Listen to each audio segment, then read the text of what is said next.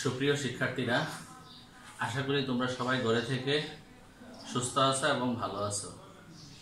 COVID-19 কারণে গত 2 মাসের অধিক সময় তোমাদের স্কুল বন্ধ রয়েছে, যার কারণে সরাসরি তোমাদের সাথে ক্লাস নেওয়ার কোনো সুযোগ হচ্ছে না।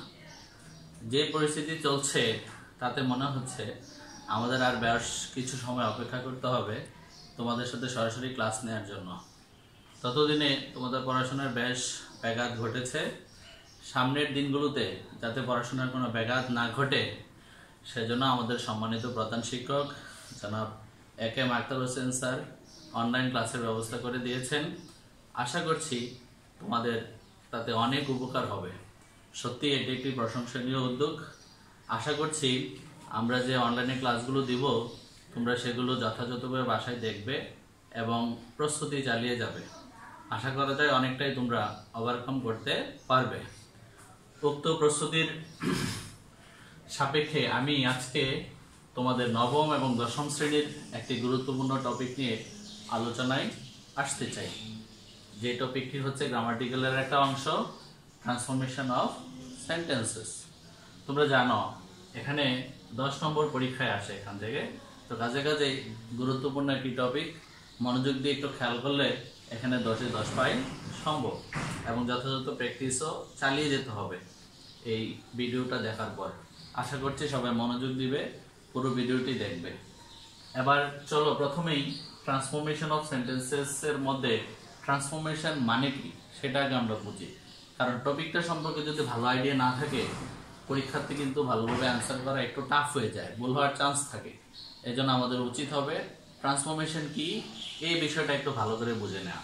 তাহলে চলো আমরা ফোকাস করব ট্রান্সফরমেশন। ট্রান্সফরমেশনটাকে আমি সংজ্ঞা আকারে বোঝানোর চেষ্টা করছি তোমাদেরকে। ট্রান্সফরমেশনটা হচ্ছে যে মূল অর্থের পরিবর্তন না করে, অর্থাৎ মূল থিমটাকে আমরা এখানে পরিবর্তন করতে পারবো না। একটি বাক্যকে অন্য একটি বাক্যে রূপান্তর করার নামই হলো ট্রান্সফরমেশন, অর্থাৎ মূল থিমটাকে আমরা ঠিক রেখে কাজটা করব, সেই ঘটনাটাকে আমরা বলছি ট্রান্সফরমেশন। এখন আমি আমার অভিজ্ঞতা থেকে বলছি, স্টুডেন্ট এখানে কনভার্সন অফ সেন্টেন্সের সাথে ট্রান্সফরমেশনকে গুলিয়ে ফেলে। অর্থাৎ বিষয়টা এরকম যে কনভার্সন অফ সেন্টেন্সে মূল থিমটা পুরোপুরি পরিবর্তন হয়ে যায়, আর ট্রান্সফরমেশনে কিন্তু মূল থিমটার পরিবর্তন হচ্ছে না। তাহলে মূল পার্থক্যটা যদি বোঝা যায় তাহলে কিন্তু ভুল হওয়ার চান্স থাকে না। আমি চাই একটা কম্পারিজনের মাধ্যমে সেই বিষয়টা আরেকটু ক্লিয়ার করতে। সবাই একটু মনোযোগ দিয়ে খেয়াল করো। পার্থক্য আকারে যদি আমরা বুঝি কাছাকাছি কোনো জিনিসের, তাহলে সেক্ষেত্রে কিন্তু বিষয়টা অনেক ইজি হয়। এক পাশে আমি বলতে চাই ট্রান্সফরমেশন,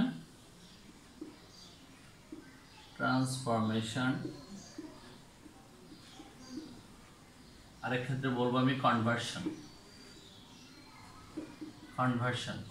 কনভার্সনটা ছিল মূলত 4, 5, 6 এইসব ক্লাসগুলোতে সাধারণত কনভার্সন পড়ানো হয়, আর 7 থেকে শুরু করে উপরে ক্লাসগুলোতে সাধারণত ট্রান্সফরমেশনটা চলে আসে।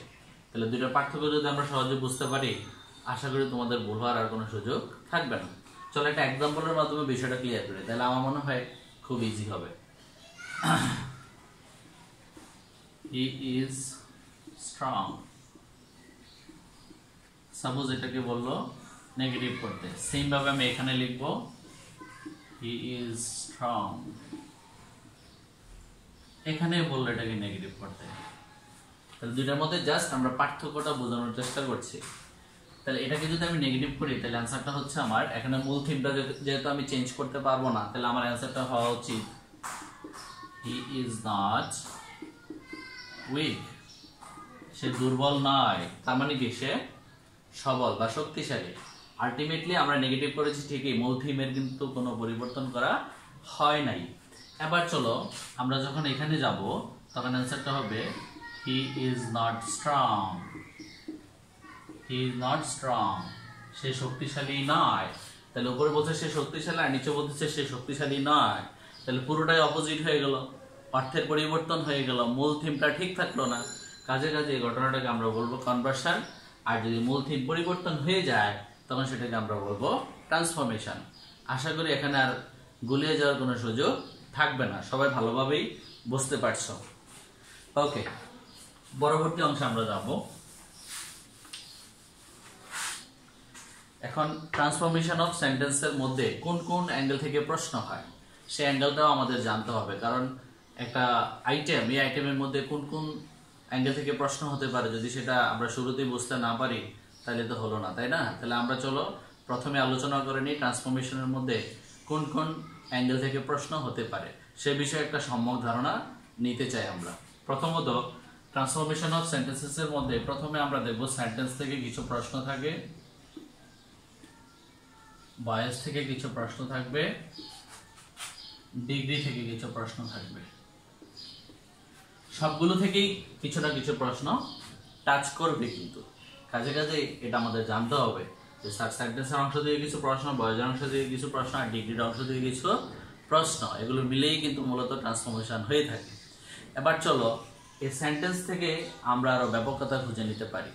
সেন্টেন্সের যে বিষয়গুলো দেখো, এখানে অনেকগুলো সেক্টর থাকে। এখানে সেন্টেন্সকে মূলত আমরা দুইটা ভাগে ভাগ করতে পারি।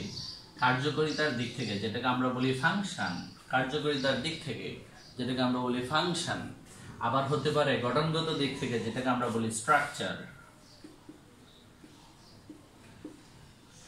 স্ট্রাকচার এই ফাংশনগত দিক থেকে সেন্টেন্সকে আবার ভাগ করা যাবে পাঁচ ভাগে ভাগ করা যাবে। অ্যাসার্টিভ, তাহলে তোমরা সহজেই বুঝে নিতে পারবা কোন কোন অ্যাঙ্গেল থেকে প্রশ্নগুলো হবে। আমি সবগুলো নিয়ে আসতে চাচ্ছি। ইন্টারোগেটিভ, তারপরে হচ্ছে ইম্পারেটিভ,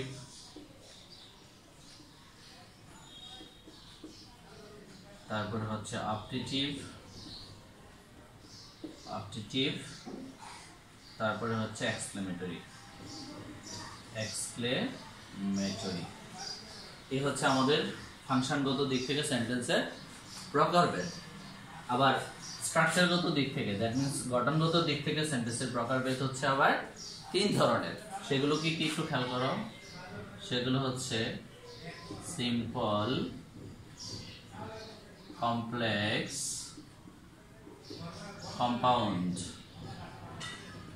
সিম্পল, কমপ্লেক্স এবং কম্পাউন্ড। তাহলে দেখো পরীক্ষায় কিভাবে প্রশ্নগুলো হতে পারে আমরা এবার একটু দেখি।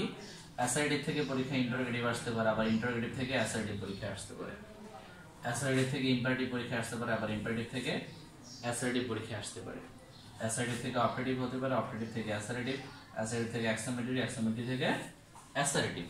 এভাবে কিন্তু প্রশ্নগুলো হয়।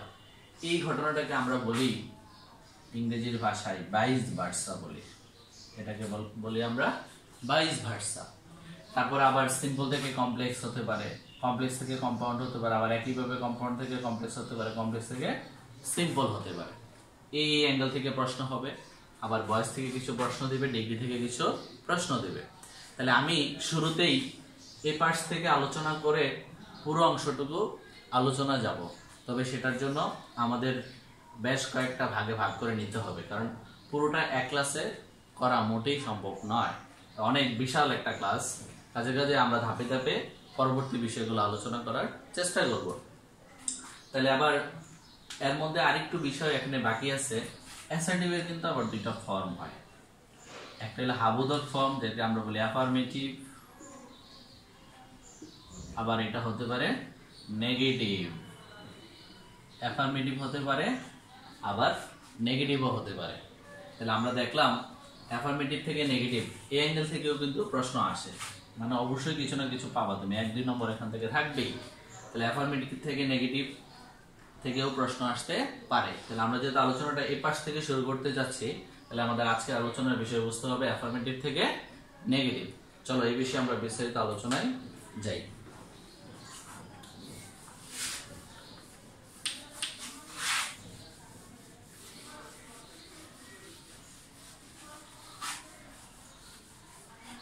অ্যাফার্মেটিভ থেকে নেগেটিভের আলোচনায় মূলত জটিলতা অনেক কম।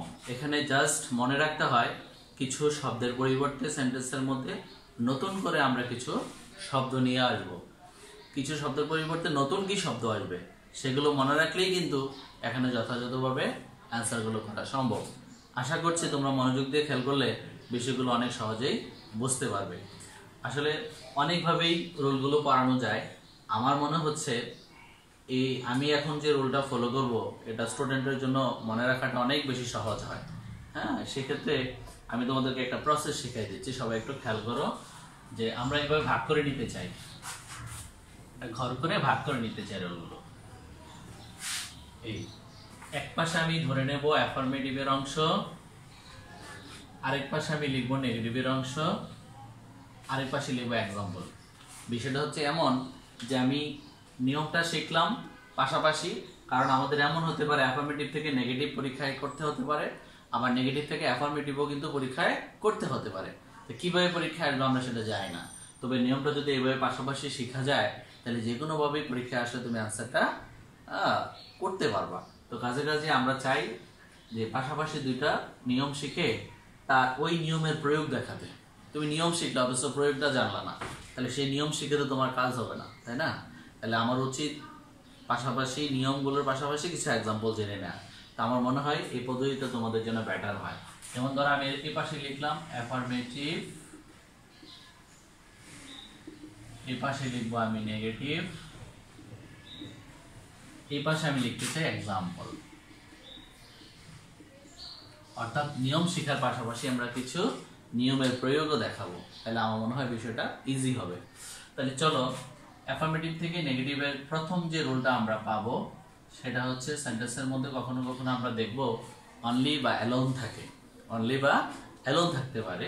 এই অনলি বা অ্যালোন কিন্তু তিনভাবে পরিবর্তন করি আমরা মূলত। কখনো অনলি বা অ্যালোন ব্যক্তিকে ইন্ডিকেট করতে পারে, অনলি বা অ্যালোন কখনো ব্যক্তিকে ইন্ডিকেট করতে পারে। যদি ব্যক্তিকে ইন্ডিকেট করে তাইলে আমরা ব্যক্তিকে যদি বোঝাই তখন তার পরিবর্তে আমরা লিখবো নান বাট লিখবো, নান বাট লিখবো। এক্সাম্পলে যদি যাই, ধরো এরকম বললাম অনলি সালাম ক্যান গো দেয়ার, এটাকে বললো নেগেটিভ করো।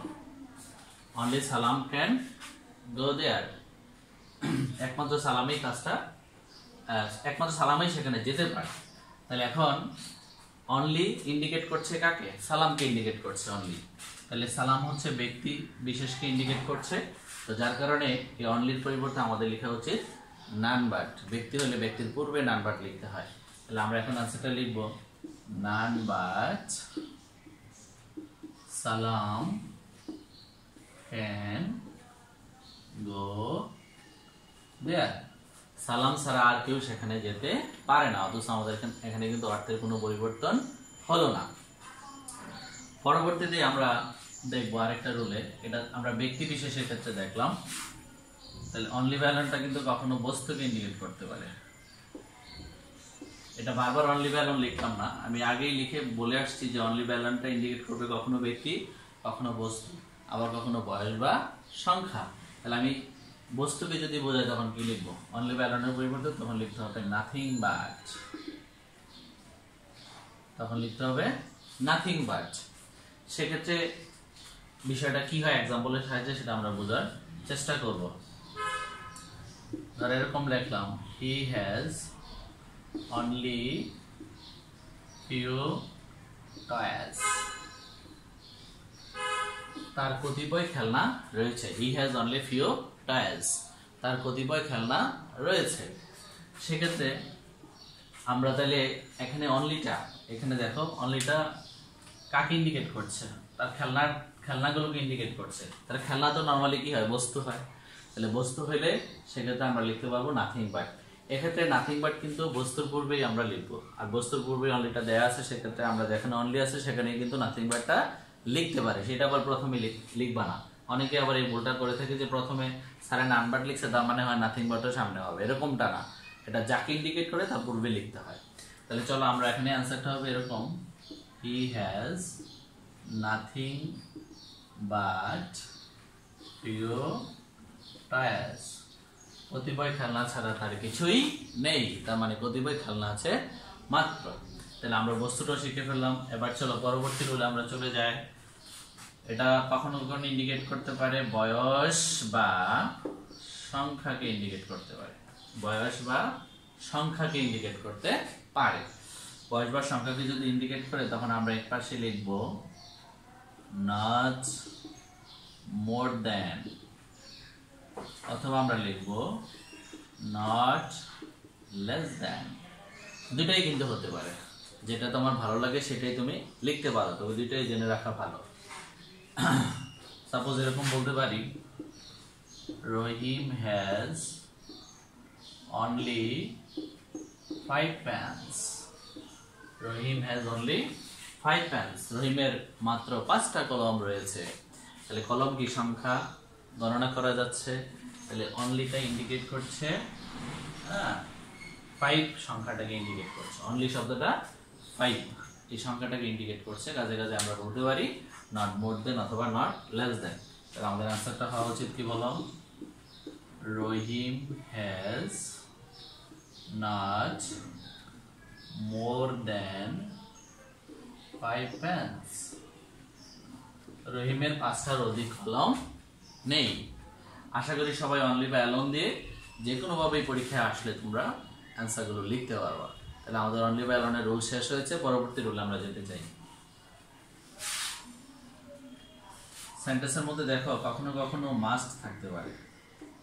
মাস্ট মাস্ট বলতে অবিসম্ভাবী বোঝায়, যেটা হতেই হবে, নিশ্চিত করে বোঝানো হয়। এই মাস্ট যদি থাকে তাহলে আমরা মাস্টের পরিবর্তে লিখতে পারি ক্যান নট বাট, অথবা লিখতে পারি can not help. Can not but লিখা যাবে অথবা ক্যান নট হেল্প লিখা যাবে।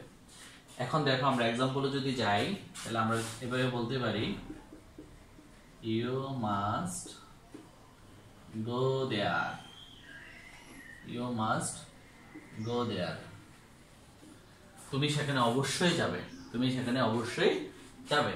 তাহলে অ্যান্সারটা হবে এরকম, মূল থিমটাকে যদি ঠিক রাখতে চাই তুমি সেখানে না গিয়ে পারো না, এরকম বিষয়টা।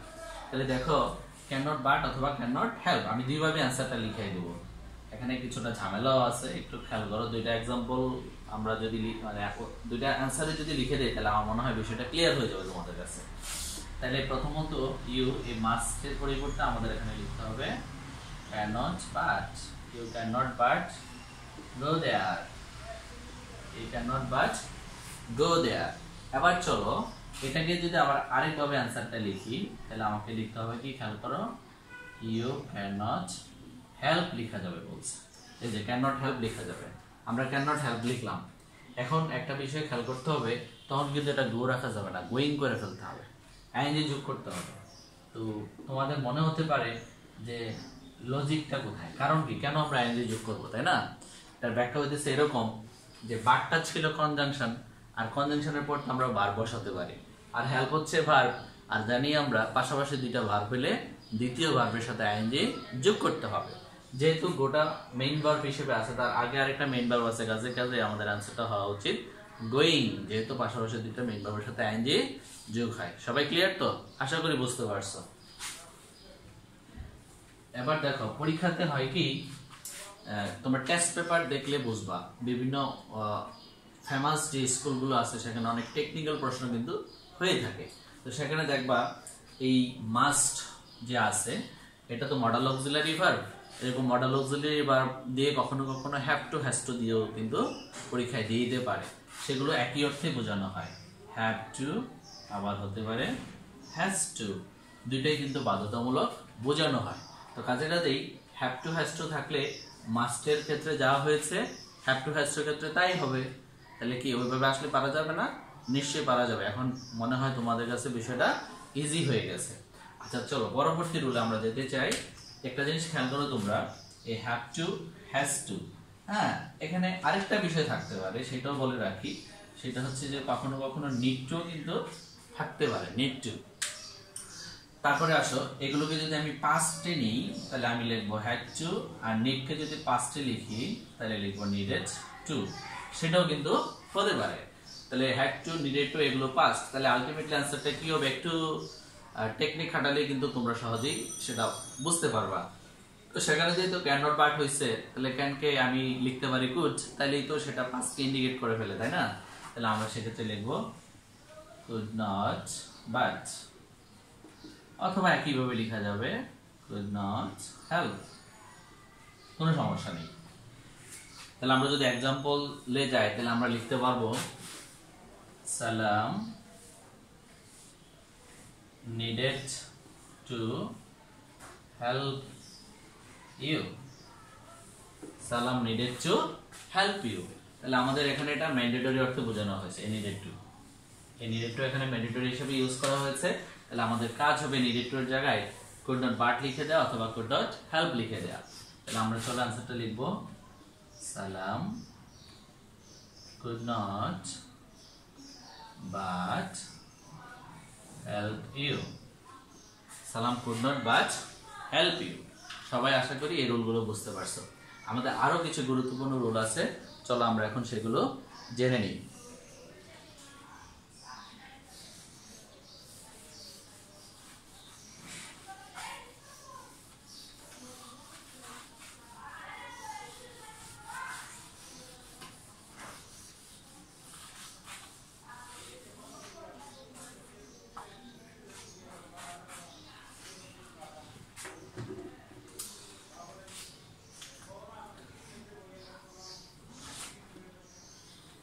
দেখো পরবর্তী রুলগুলো আমরা একটু খেয়াল করব। সেন্টেন্সের মধ্যে দেখবা কখনো কখনো মেনি থাকতে পারে। মেনিটা কিন্তু কোনো সংখ্যাকে নির্দেশ করে, মেনি কিন্তু কোনো সংখ্যাকে নির্দেশ করে। যদি মেনি থাকে সেক্ষেত্রে আমরা লিখব not a few, not a few. Many থাকলে আমাদের লিখতে হবে নট এ ফিউ। তাহলে চলো এক্সাম্পলে যদি যাই, তাহলে আমরা লিখতে পারি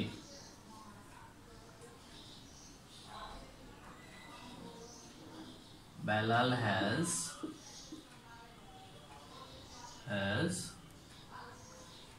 many house, বেলালের অনেকগুলো গরু আছে, Belal has many house.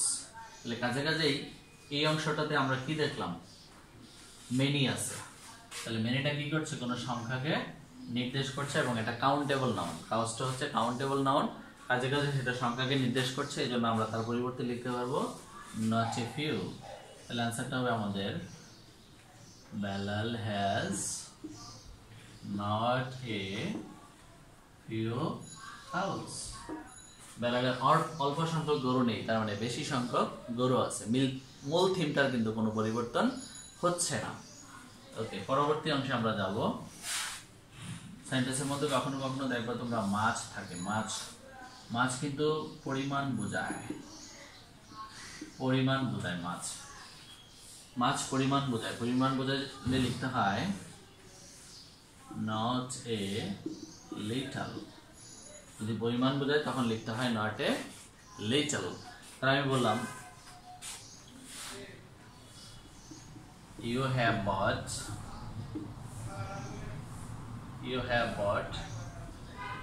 much rice, you have bought much rice।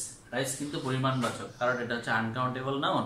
তো কাজে কাজেই এই মাছকে ইন্ডিকেট করছে রাইসকে, এই জন্য আমরা তার পরিবর্তে লিখতে পারবো নট এ লিটল। আমাদের আনসারটা কি হওয়া উচিত বলো, you have bought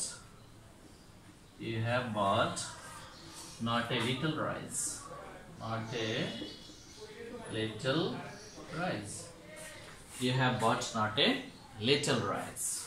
ওকে, চলো আমরা পরবর্তী রুলে চলে যেতে চাই। সেন্টেন্সের মধ্যে দেখবা কখনো কখনো অ্যাজ এস থাকে। অ্যাজ এস ডট ডট দেওয়ার অর্থ হচ্ছে অ্যাজ এর সামনে পিছনে মাঝখানে কিছু একটা অংশ প্রশ্নে দেওয়া থাকবে, সেগুলোতে আমাদের কাজ করতে হবে না। আমাদের মূল টার্গেট হবে অ্যাজ এস শব্দগুলো যেখানে আছে সেখানে কাজ করা, এই জন্য আমরা এগুলোকে ফোকাস করছি। প্রথম অ্যাজ এর জায়গায় আমরা লিখব নট লেস, দ্বিতীয় অ্যাজ এর জায়গায় আমরা লিখব দেন। এই হচ্ছে আমাদের রুল। চলো এক্সাম্পলে আমরা যাই। You are as wise as Rohim, you are as wise as Rohim। তুমি রহিমের মতোই জ্ঞানী, you are as wise as Rahim, তুমি রহিমের মতোই জ্ঞানী। সেক্ষেত্রে আমাদের তাহলে কাজ কি? অ্যাজ এর জায়গায় পরিবর্তন করা, অ্যাজ এর জায়গায় পরিবর্তন করা, বাকিগুলোতে তো কাজ করতে হবে না, তাই না? তাহলে চলো আমাদের অ্যান্সারটা আমরা কি লিখবো দেখো, you are not less wise than Rahim, you are not less wise than Rahim. Okay, চলো আমরা পরবর্তী রুলে যাই। তারপরে পরবর্তী রুলে আসো। প্রশ্নে আমরা কখনো কখনো দেখবো বোথ থাকে, অ্যান্ড থাকে, বোথ অ্যান্ড থাকতে পারে। বোথ থাকলে বোথের পরিবর্তে আমরা লিখবো নট অনলি, আর অ্যান্ডের পরিবর্তে আমরা লিখবো বাট অলসো। নট অনলি লিখবো, বাট অলসো লিখবো। তাহলে চলো আমরা একটা এক্সাম্পল যদি জানতে পারি তাহলে বিষয়টা আরো ইজি হবে। এরকম বললাম, you drank both coffee and tea. You drank both coffee and tea. তাহলে তুমি চা এবং কফি দুটি নিয়েছিলে, পান করেছিলে, দুটি তুমি পান করেছিলে। তাহলে আমাদের রুল হচ্ছে যে এখানে বোথ আমরা চেঞ্জ করব, অ্যান্ড চেঞ্জ করব, কফি অ্যান্ড টি। বাকি অংশগুলো কিন্তু আমাদের চেঞ্জ করতে হবে না। তাহলে আমাদের আনসারটা কি হবে বলো, you drank not only coffee, not only coffee but also tea. You drank not only coffee but also tea. Okay, পরবর্তী রুলে আমরা চলে যেতে চাই। তোমরা দেখবা কখনো কখনো সেন্টেন্সের মধ্যে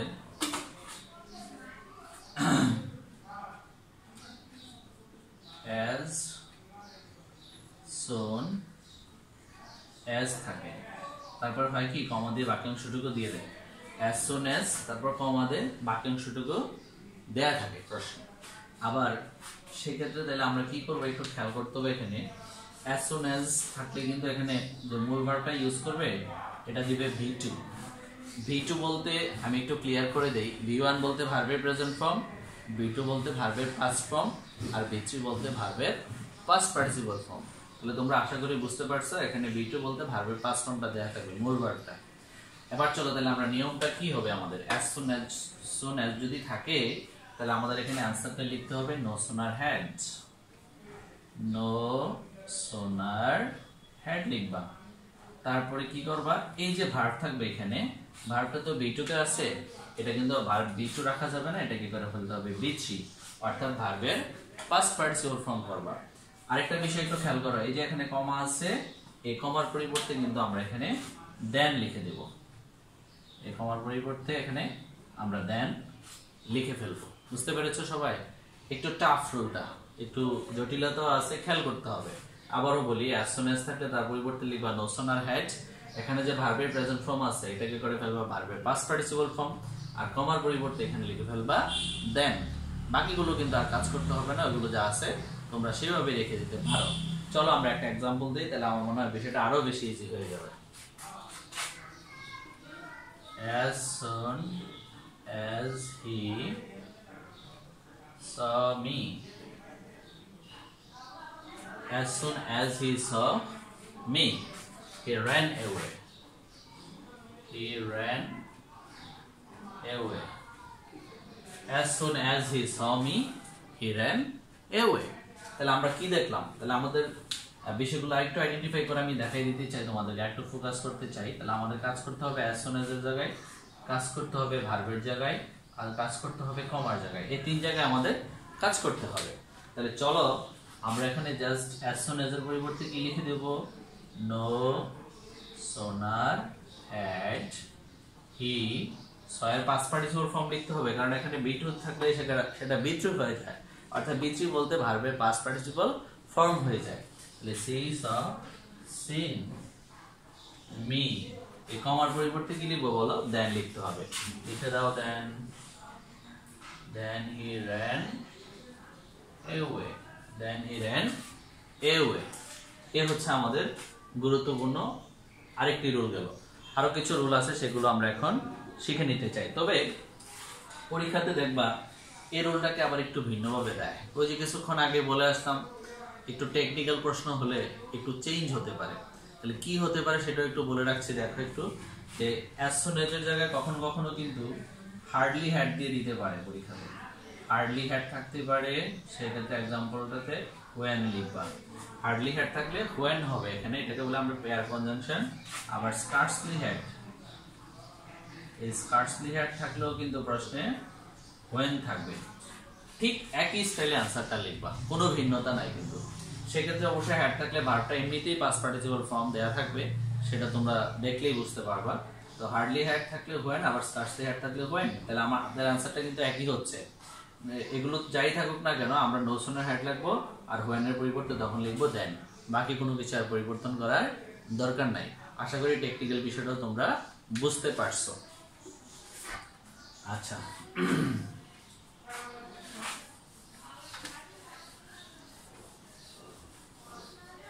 আরো কিছু রুল আছে, গুরুত্বপূর্ণ রুল, সেগুলো শেষ করে দিই। এগুলো পারলে আশা করি তোমরা এখান থেকে ভালোভাবেই অ্যান্সার করতে পারবে। চলো আমরা আরো কিছু রুল শিখে নেই।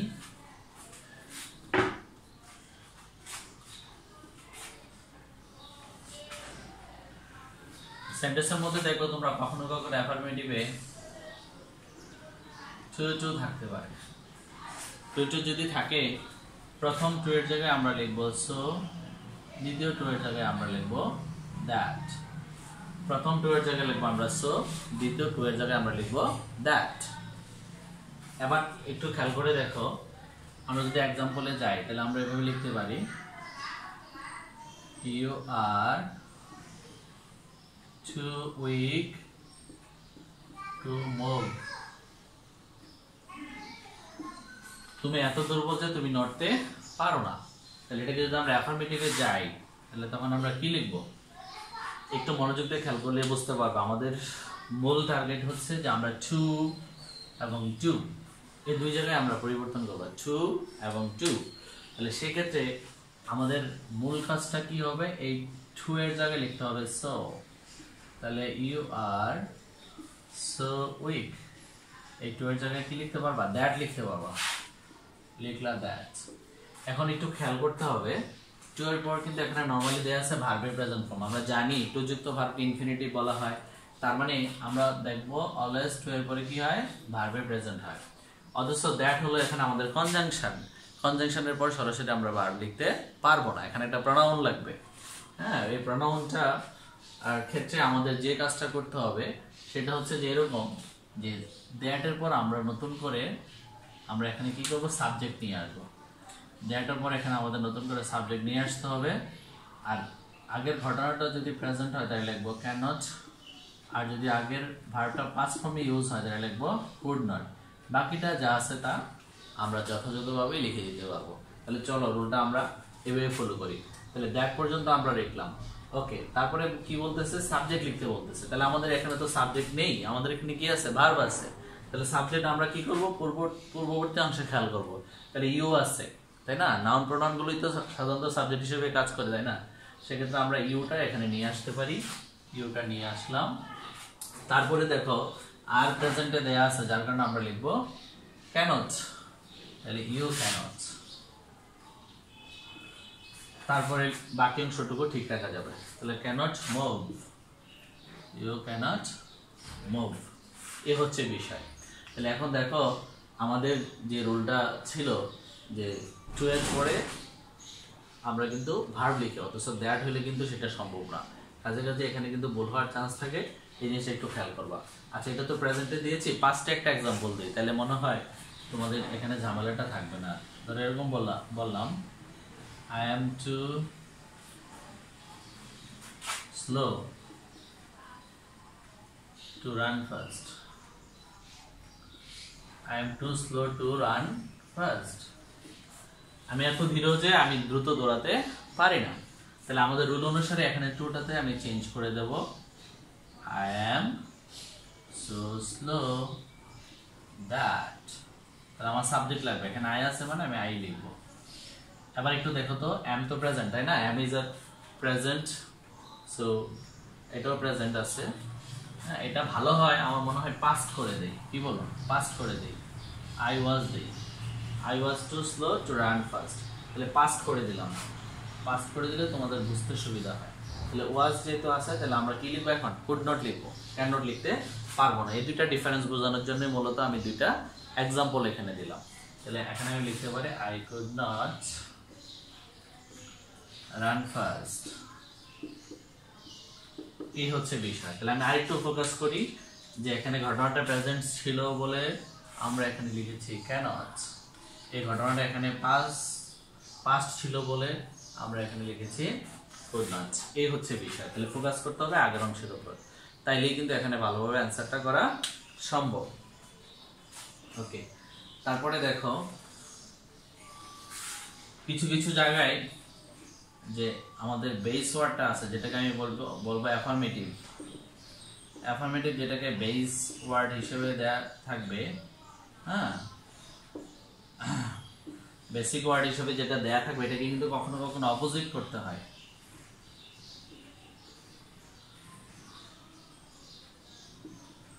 কখনো কখনো এটাকে অপোজিট করতে হয়, অপোজিট করেও কিন্তু করা যায়। ধরো আমি এরকম বলবো he is very tall, সে খুবই লম্বা, he is very tall। তাহলে আমাদের এখানে দেখো tall হচ্ছে আমাদের এখানে বেসিক শব্দ, মূল শব্দটা হচ্ছে আমাদের এখানে tall। এখন চাইলে এটাকে কিন্তু আমি অপোজিট ওয়ার্ডে নিয়ে যেতে পারি, অর্থাৎ কখনো কখনো অ্যাফার্মেটিভ শব্দগুলোকে আমরা নেগেটিভ করার জন্য তাকে অপোজিট করতে হয়। তাহলে এটাকে যদি অপোজিট করি তাহলে টলের অপোজিট কি, শর্ট, টলের অপোজিট হচ্ছে শর্ট। তাহলে সেক্ষেত্রে আমি অ্যান্সারটা লিখতে পারি হি ইজ নট, টলের অপোজিট ওয়ার্ড হচ্ছে short, he is not short at all. তাহলে অ্যাট অলটা কোথা থেকে নিয়ে আসছি, প্রশ্নের মধ্যে যদি ভেরি বা গ্রেড থাকে তখন তাদের পরিবর্তে আমরা লিখতে পারি অ্যাট অল, সেটাও মনে রাখতে হবে। তাহলে হি is not short at all, এখানে বলেছিল সে খুবই লম্বা, তাহলে সে আদৌ খাটো নয়, অথচ আমাদের এখানে মূল অর্থের পরিবর্তন হয় নাই। কাজেই আমাদের কি করতে হবে, তাহলে কিছু অপোজিট শব্দ জানতে হবে, বিপরীত শব্দগুলো জানলে তাহলে সেক্ষেত্রে তুমি আরো সহজভাবেই অনেকগুলো সমস্যার সমাধান করতে পারবে। তাহলে আজকে আমি চাচ্ছি মোটামুটি যে গুরুত্বপূর্ণ রুলগুলো চলে আসার কথা চলে আসছে, এগুলো যথাযথভাবে প্র্যাকটিস করলে আশা করি অ্যাফার্মেটিভ থেকে নেগেটিভ যদি কোনো প্রশ্ন পরীক্ষায় আসে তোমাদের ভুল হওয়ার সুযোগ থাকবে না। আর বাসায় আরো বেশি বেশি প্র্যাকটিস করবে, প্র্যাকটিস করলে পরে হয়তো নতুন কোনো সমস্যা ধরা পড়তে পারে, সেক্ষেত্রে আমাকে বিস্তারিত সে বিষয়ে বলতে পারো। ইভেন তোমরা ফোন করো, সেটা কিন্তু আমাদের সাথে যোগাযোগ করে ফোনও অ্যান্সারটা নিতে পারো। যেহেতু এখন কোভিড-19 এর কারণে কাউকে ঘর থেকে বের হওয়ার জন্য সাপোর্ট করা হচ্ছে না, প্রয়োজনে যে কোনো সমস্যা আমাদের কাছ থেকে তোমরা ফোনেও জেনে নিতে পারো। যেহেতু তোমরা আমাদের ছাত্র, তোমাদের উদ্দেশ্যে আমরা এই পরিশ্রমগুলো করছি, তাহলে আমরা চাই তোমাদের যে কোনো সমস্যা আমরা সমাধানের জন্য প্রস্তুত। তোমরা ভালো থেকো, যথাযথভাবে প্র্যাকটিস চালিয়ে যাও। পরবর্তী কোনো ক্লাসে আরো বিস্তারিত বাকি আইটেমগুলো নিয়ে আলোচনায় আসবো। আজকের মতো এখানেই, ধন্যবাদ, সবাই ভালো থাকবে।